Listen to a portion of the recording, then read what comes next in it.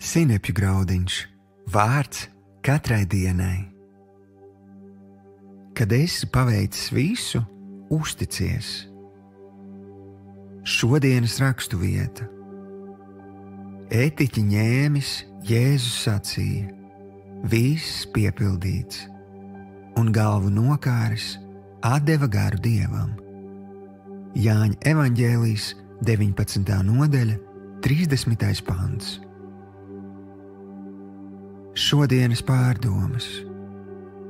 Brīdī, kad Jēzus pie krusta izteica vārdus viss piepildīts, cilvēcīgi viss izskatījās pēc beigām.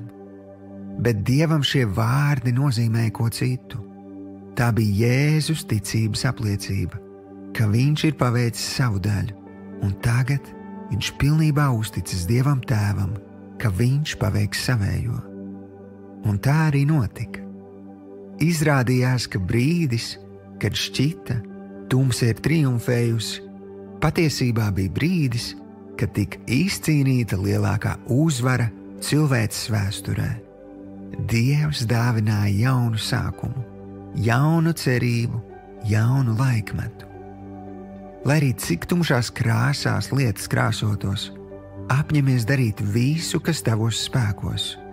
Zini, ka Dievs ir ar tevi, lai paveiktu to, ko tu nespēji. Un ja jūties kā strupceļā, uzdrīksties tāpat kā Jēzus, izteikt šo ticības apliecinājumu. Viss piepildīts. Tēvs pagodināsies arī pie tevis, un tu piedzīvosi savu brīnumu. Viņš pārdabiski mainīs apstākļus. Viņš visu zaudēto tev atjaunos dubultā, un liels būs tavs prieks.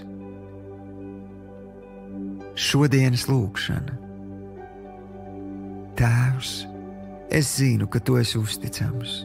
Es apņemos ticēt, ka tu visu vērsīsi par labu, jo es paļaujos uz tevi.